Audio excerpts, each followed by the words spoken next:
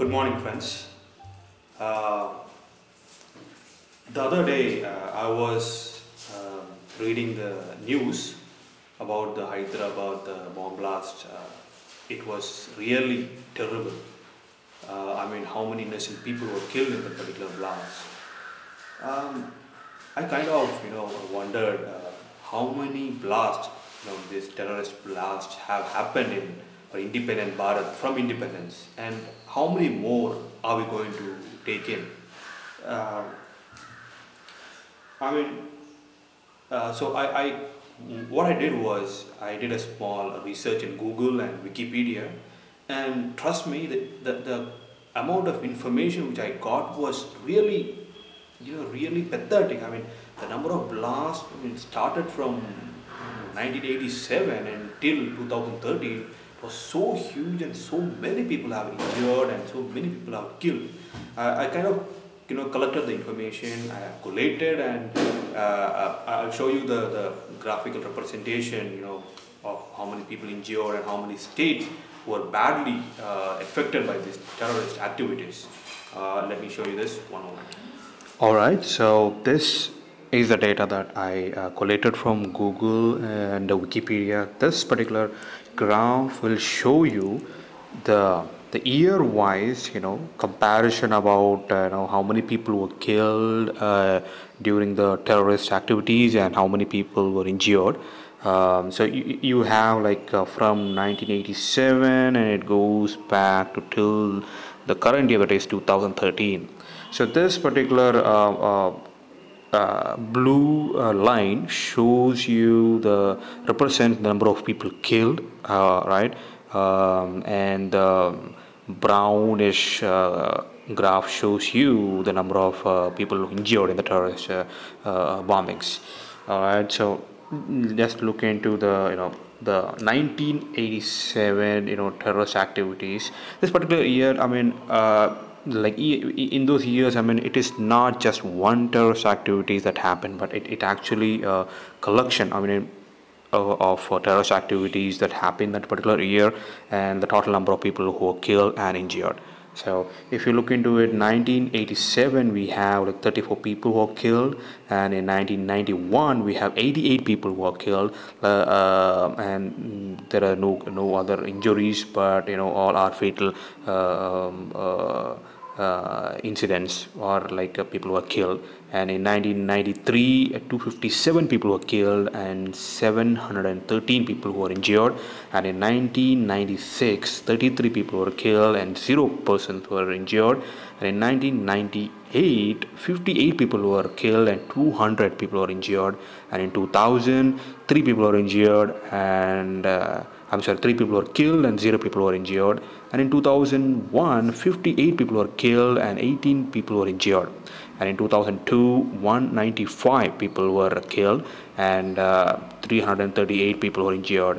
In the year 2003 90 people were killed and 304 people were injured, and in the year 2005 75 people were killed and 260 people were injured, and in year 2006 274 people were killed and 926 people were injured, and in the year 2007 150 people were killed and 221 persons were injured, and in 2008 is probably the worst year our country Bharat has seen.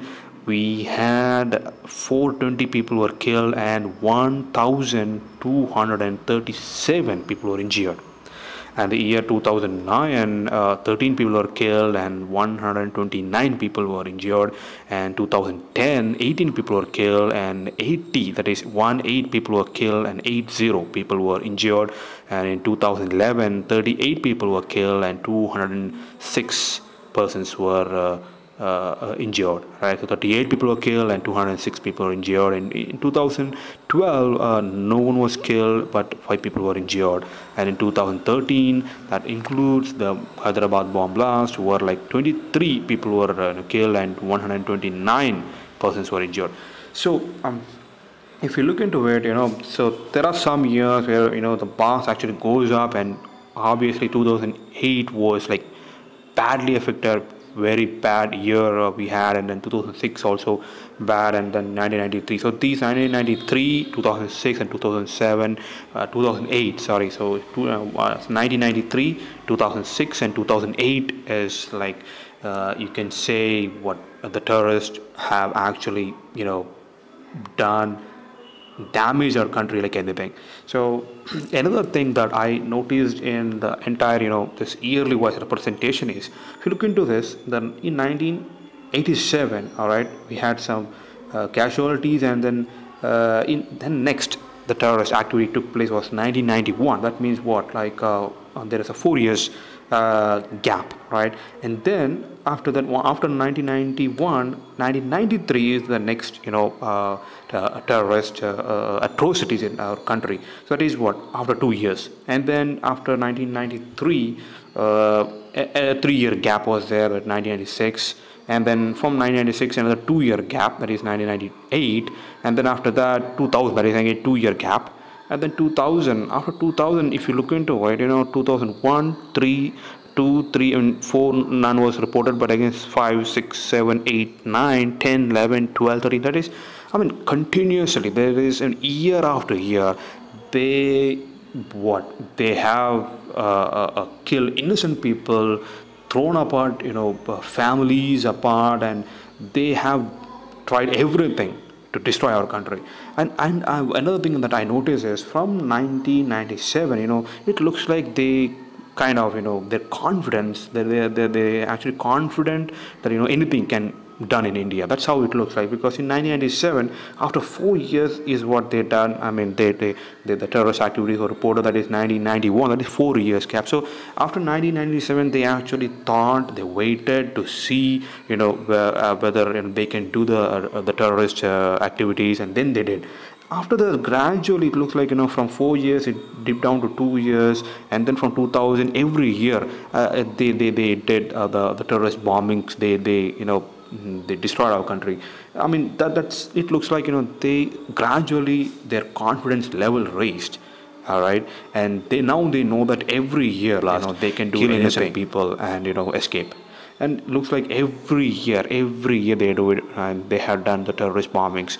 The terrorists are gaining confidence, right? They know each and every thing in our system. They know where is the mole, where is when to do it, who to capture, who to from whom they need to ask a service from. They know each and everything in our country. It looks like our country is an open book for terrorists, and it's happening. Trust me, I mean, from this, what you actually get is our internal security is totally messed up, screwed up. I don't know what word I need to use it, but it is an open book for terrorists. And let me take you to another graph that shows a state-wise comparison. Okay, I mean, most of the states in Bharat have been affected. If you look into it, from Andhra Pradesh, Assam, Bihar, Gujarat, Haryana, Jammu and Kashmir, Karnataka, Maharashtra, Manipur, New Delhi, Punjab, Rajasthan, Tamil Nadu, Tripura, Uttar Pradesh, and Varanasi. So I think, top to bottom, have been affected by this terrorist. Right, and if in Andhra Pradesh, it was reported, so let me tell you, this particular yellow graph actually, tells you how many people were injured, and in this brown graph injured. I mean, in Jammu and Kashmir, I haven't calculated the soldiers who were killed and all those things. This is only the bomb blast that has been happened in the cities. all right, Srinagar and Kashmir. So so this is only the bomb blast that happened in Jammu and Kashmir. So that's why the reason the number of people who are killed and injured is so less. But if I had not taken the people who are killed in firings in the number of soldiers who were killed in the border, probably the number would have gone Maharashtra up. Probably the worst hit state in Bharat. That is 819 people were killed and 2,384 people were injured. That is devastating, most terrible thing. See this yellow graph, it goes up, right? So this Maharashtra is the most badly affected injured state in Bharat. If you look into it, almost all the states of independent Bharat were affected, and Maharashtra is the highly affected state. And Maharashtra, if you look into it, most bomb blasts have happened in Mumbai, that is a financial capital of India, and that is unfortunately the most vulnerable city. I mean, how bad are we? We don't know. I mean, this looks like really pathetic that none of the state government or central government are doing nothing about it. I mean, if they have done anything, it had been done long back, right? So now I have all this terrorist activity happened. I mean, they were eventually taken, booked, but the thing is, if you look into, I have another graph, like verdict was not verdict. Not all the cases the culprits were caught and booked. All right, I mean, the police were were able to catch here and there, but when they take into the court, not all the cases were given verdict. So I have that details also. If you look into it, this particular so graph. If you see, you have the number of years over here, and these particular count shows the number of incidents, number of terrorist activities that came to our notice. So yearly wise, you have the count, and this particular red graphs shows you that non-verdict, all right, and the green shows verdict provided, all right. So if you look into it, this actually shows how terrible our internal security looks like. See how many red graphs were there against the green graphs. So totally, if you look into it, like 15 red graphs are there, and out of only 6 graphs it shows green. That is out of 15 different terrorist activities that happened, only 6 we were able to book it and provide a verdict on that particular case. And this is the graphical representation about year-wise.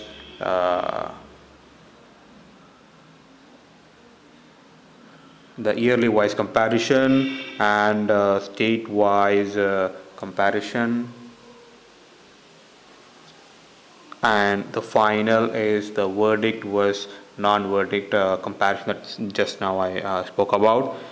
So that's all about the graphical representation about the number of terrorist bombings, terrorist activities that happened in our country, Bharat. So, I mean, seeing all these graphical data, information, and all these things, don't you think it's time for us to think, assess, and to find out, where our country is going? People of Bharat should ask questions. Yeah, we need to start asking questions, demand the truth from the government and from the authorities.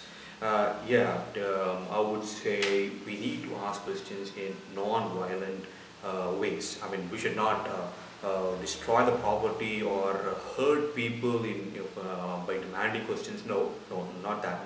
I mean, we should not do anything violence. Let's use non-violence, but steadily ask questions, demand truth from the government and the authorities. By asking questions, we can achieve 2 things. One is people of Bharat will get to know the truth. Second, it will make government and authorities police accountable for their acts and put people above the government and not the vice versa. Um, I'm not sure if many people know about the NIA, which stands for National Investigative Agency. This was started in the year 2008 by the government, and I mean, so we would like to know, like, what are the roles and responsibilities of this NIA, and what are their strategies to curb the perpetrators in the terrorist bombings. Um, Another department that only not so popular, it is RAW, which is Research and Analysis Wing. Um, how effective is RAW in spying, all right, or in preventing these incidents, these terrorist incidents happening? Are they, accurately, spying the terrorist groups and getting the information, and are they, effectively passing on to the police? We don't know.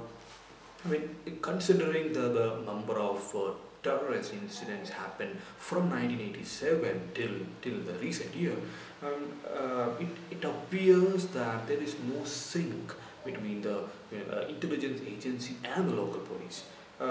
We have created a lot of departments within the police, like local police, the crime branch, the CBI, and now the NIA. And the sole purpose, the only purpose of all these departments is to safeguard the people. But is it happening? Yeah, that's very huge question. Um, our internal security is so messed up, that anyone can come into our country, blast a couple of bombs, kill innocent people, throw families apart, and vanish. Just disappear. They can do anything and disappear it. And if at all we are lucky, the local police might find a couple of culprits, but then they never find out the first perpetrator, the mind behind the particular activities, the terrorist activity. They never find out the first person. And if at all we're lucky, they might find the second and third. And if they find the second and third, to bring them to the court and give verdict will take ages. By the time what's been bad has to done, it has been done. And people have lost their life, their families apart. However, government gives the amount monetary benefit. It doesn't make up to a life, right? And year after year these are happening, and we never, were able to save lives.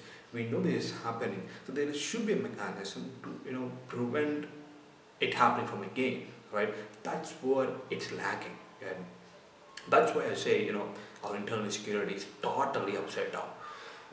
We as a country, we talk about getting a permanent seat in the Security Council.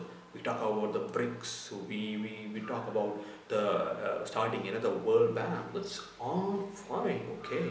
But what about our internal security? Internal security should be our first and primary goal to achieve it. Unless we don't have internal security, the outside security or whatever we are going to do, it doesn't hold our country together, right? We are screwed up internally. Let's first fix that. Let's fix internal security, and then let's talk about other things. We have developed countries like US and UK, which have a solid internal security. They have a very solid police force. They are age-old countries. They have done trial and error method a lot of time. They know accurately what has to be done, what needs to how to take care of things. Yes, we know. I'm not saying we don't know, but they are experienced people. Why don't we go there, study, and implement what's good for us? It's nothing wrong in implementing what's good for our country, right? We don't need to take A to Z, but somewhere it will fit for us. Let's get that to our country. Let's implement. Why are the state and the central government allocating a separate budget for internal security? We have to do that. we have to start, putting the CCTV in each and every nook and corner, monitor how things are going, and keeps on monitoring. That's what it prevents these things from happening. Um, if you look into the police force that we have, every whatever, local or in the crime branch, whatever it is, the way they dress, the way they walk up, the way they actually do things. Right? It's all old age things. I mean, we got the ideas from old British Raj. Now it's a lot of things change. A lot of new new kind of criminals have popped up. Terrorist activities have popped up. So we need to change ourselves. We need to modify in such a way that we can curb all these things. And now the big question, right? The big question over here is, will the authorities and government show commitment to people and answer these questions? Most importantly, will the people raise up and ask questions and demand the truth? That's a big question. So we have seen the latest changes within our country, which is amazing. Like the Anna Hazare movement, curbing the corruption. People joined together and fought together. And another important incident happened is with the youth, especially the youth, coming together without any support of political parties, came together with one and only one demand, that is curbing the rape case, the unfortunate rape case that happened in Delhi. Incidents that shows, our youth has started thinking freely and wanted to, tell the government this is the right path. Let's do this. All right. So some kind of asking questions and demanding the truth is what we need today. And internal security should be our prime focus. I mean, we have like 1, 2, 3, 4, that bucketed, and this internal security also being in the top priority where we need to look into it. Let's hope that's what the government and authority will look into it. And that's all for today. This is Shyam, Mobile Clerical, signing off.